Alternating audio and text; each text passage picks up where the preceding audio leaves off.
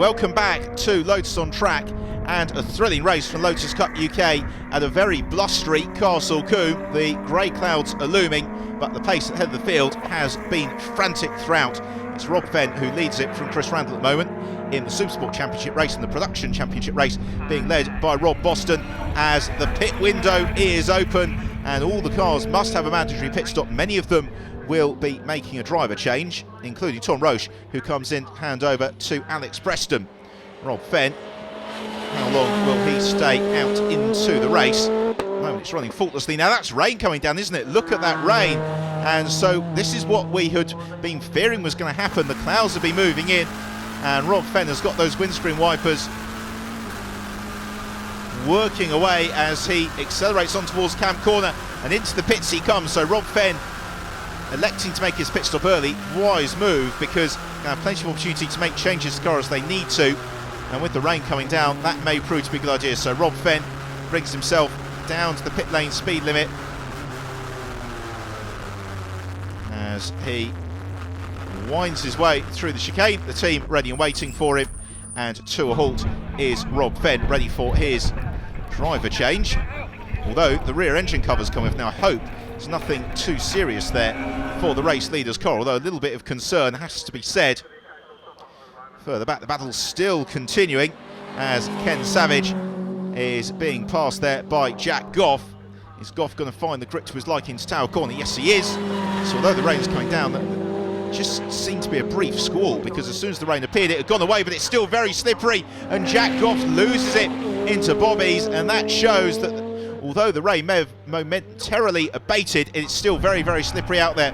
Tom Chataway taking no chances. He is in. He's going to be handing over to Mark Speller, vastly experienced driver. Mark Speller is still, work continues on that Go Green Motorsport car, and this is now beginning to look very serious. Some essential fluids being tipped into the rear compartment. Steve Train is in, and he is going to hand over to British Touring Car Championship crown favourite Paul O'Neill. And Paul, he's got experience racing in Lotus 1,000km races, enjoys racing these Lotus cars. Let's see how he goes. Chris Randall, meanwhile, as the erstwhile race leader, is ailing in the pit lane, is really taking the opportunity here to try and build a bit of advantage at the head of the field as Mark Speller rejoins in the 211, piloted by Tom Chataway in the first half of the race. So Speller out into the fray. Blue flag's being waved. It's a quick pit exit here at Castle. Can you get Fenn out midway through Folly? And still the work continuing, and this is now turning into a really disastrous pit stop for the Go Green Motorsport team, and that's going to put them well down the order as Paul O'Neill rejoins in the number 80. It's 211. Marcus Jewell is in, and he is due to go the race distance, so hard work for Marcus Jewell. Chris Randall will hand over to Campbell Cassidy mid-race, and Randall now emphatically the race leader. Will he be able to hold on? Rob Boston still having plenty of fun at the head of the production class, as well he might. He's breaking into the chicane. Marcus Jewell, all fairly relaxed pit stop there. The team just poking around the car, hopefully nothing too serious, as into the pit lane comes the race leader. So Randall's in, he hands over to Campbell Cassidy, also in is Glenn Sherwood, and he will pass the baton on to very rapid Gavin Kershaw. So Campbell Cassidy being strapped in to the cockpit of the 74 Europa. The truck tyre exige, meanwhile, the treaded tyres coming on as it is increasingly blustery. Adrian Hall it is, that man who now takes over the lead of the race, and Adrian Hall is now going to try and see if he can take advantage whilst the others are in the pits. Martin Donnelly is in to hand over Steve Williams. As ever, a storming drive from Martin. That's what we know and love. As into the action goes Gavin Kershaw. Martin Donnelly debriefing to Steve Williams. Now conditions out on track. The engine cover off though. And again, hopefully nothing too seriously wrong with that one, which would be a real pity. Still the changes continue. Paul McNeely will take over imminently from BJ Chong in the Fox Motorsport car, and Adrian Hall, the race leader's in, and again that's a single driver effort, so that's just a case of getting some fuel in the car. Ken Savage, another driver doing the whole race on his own, rejoins in one of the front running production class cars, number 2 machine. Out onto track he comes now, and it's looking very ominous in terms of these conditions. The rain appearing to move back in. The umbrellas are certainly out from the hardcore up at Quarry Corner, which is where Ken Savage arrives now. The windscreen wiper is working. Is there grip? Ken Savage running a little bit wide, and that could just be to find the wet line where the grip is on the outside of the corner. Anyway, he gets through with no dramas. So we see a replay here of the 89 car of Simon Jones. He's got Fulvio Musi up onto his tail. Jones into Bobby's on the brakes. He turns in okay, and then unfortunately he doesn't find the exit. Into the weeds he goes. It's a long way back to the track there from Simon Jones. He should be able to do that, as Fulvio Musi now into the pits and debriefing Charlotte Burridge. In the meantime, it's over to the pit lane where Haley has found Martin Donnelly.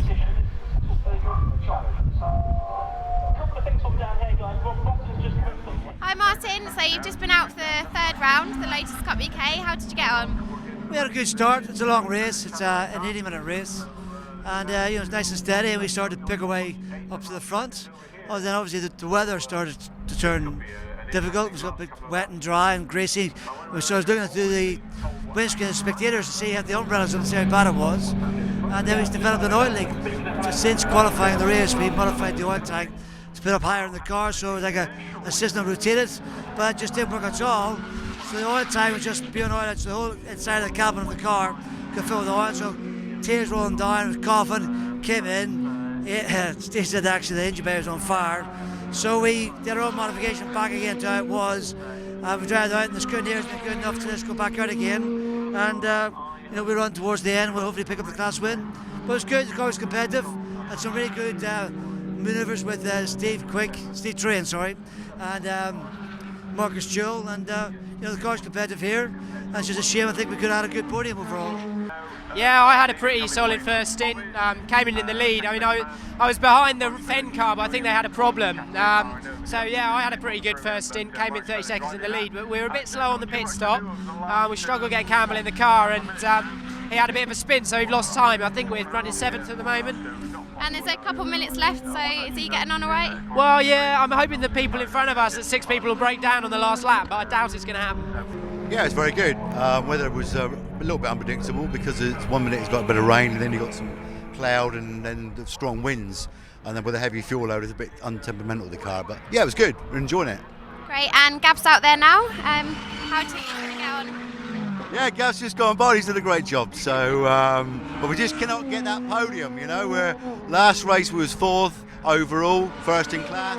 This one we're 4th again, first in class. But we're pushing hard, and let's hope it works out well. I think we qualified 12th. Started well in actual fact. I think by the time I came in, it was around about P5. It started raining, getting more greasy. But hopefully I brought it in, handed to Paul. Hopefully he can do the honours now. And there's a couple of minutes left. Are you feeling confident for him? Fingers crossed. Yeah. It was, it's interesting. It's my first time here. I've never actually raced with all the racing I've done. Not many championships come to Coombe, and I've quite enjoyed it. To be honest, it's nice to go to a new circuit. It was quite strange this morning going to new drivers briefing with Paul O'Neill and Martin Donnelly. Found that quite strange, but qualifying went really well. We went P2. We had quite a problem with the car, a bit of a misfire. So looking back on the data, really we should have been P1 with the car in its right state. Race started really well. Got a really nice lead. I think it was about 45-50 second lead over 3rd and 4th place. And then the gearbox when we've lost 3rd gear, so dropped about 4 seconds off a lap off pace. Charlotte's now running P4, so considering everything, actually really good. Well, there is Charlotte Burridge having taken over from Fulvio Musi, and she is showing well. Her stint behind the wheel, just having to fight the wheel through Quarry Corner because it's still very slippery out there. Yellow flags out, and that's why it's Neil Livesey whose car has turned into a bonfire. The marshals, though, very, very quickly on the scene to douse the flames, so hopefully foam aside, there shouldn't actually be too much damage done to that car. The driver's door opens, and the figure of Neil Livesey will, Led Zeppelin style, appear from behind the dry ice there, as Livesey is out of the car over the barriers, but unfortunately he and Tom Bradshaw's race is at a premature conclusion, which is a great pity. Another driver in trouble is Marcus Jewell, and Marcus Jewell is off, as is Mark Speller.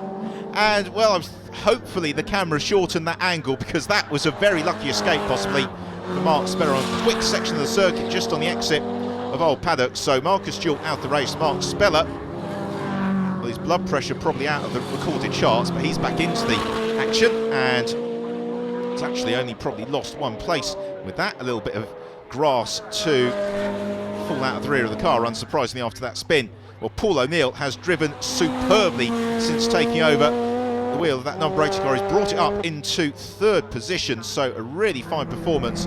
Mark Speller it is, who is in second position despite that spin. And Adrian Hall, well, we thought that he was well positioned, staying late into his stint. He took the lead at the pit stops and has thus far not been headed, nor has Rob Boston, who continues to lead the production class. He has done ever since those red lights went out at the start of the race. It's been an absolutely superb performance from Rob Boston, and he really has acquitted himself superbly to the Lotus Elise since moving across from Mazdas to the start of the 2012 season. He's a real asset to the championship. Adrian Hall heads out of Old Paddock for the final time, and it is going to be a very, very fine victory here in really the most challenging conditions at Castle Combe, because you talk to the drivers that say, well, we prefer a dry race, but failing that we want a completely wet race. What we don't want is a race with changeable conditions, and that's exactly what's been thrown in front of the drivers at Castle Combe today. So bouncing through bobbies for the final time, Adrian Hall has mastered the conditions. He's mastered what is a very tricky circuit here at Castle Combe,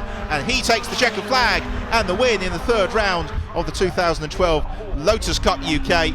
So Adrian Hall takes the victory, but there's still plenty of racing going on behind. So Hall is able to take the acclaim of the spectators and the marshals around Quarry Corner. The battle for fourth position continues, because we have got real pressure coming from Campbell Casti right up onto the tail of Gavin Kershaw, accelerating out of Tower Corner onto the brakes, and Casti just out brakes himself. He's going to spin, is he? He holds it. No, he doesn't, onto the grass. Hopefully he can get back on track, and now he spins. Oh, what a shame for Campbell Casti. I really thought he got away with that, and that is going to spin him a little bit down the order. So take a look at the final results. The win for Adrian Hall, Tom Chataway and Mark Speller in second position, Steve Train and Paul O'Neill completing the podium, Glenn Sherwood and Gavin Kershaw in fourth position. That was the Supersport standings. In terms of production championship standings, it is the win for Rob Boston from Ken Savage and Stuart Klopneck in third. Charlotte Burridge doing superbly well to hold on to fourth position, having taken over from Fulvio Mussi mid-race. In terms of the other classes, well, in the 211s, it was the Chataway and Speller car that won it from Train O'Neill, with Simon Deacon completing the podium. V6 Cup, Steve Williams and Martin Donnelly the winners, and in the Exeges, Glenn Sherwood and Gavin Kershaw. And the Opens, the race winner, Adrian Hall takes the honours from Paul McNeely and BJ Turton, with Campbell Casti and Chris Randall complete the podium. Well, join us in a few moments' time, where the action continues once more at Brands Hatch. In the meantime, the drivers celebrate on the podium.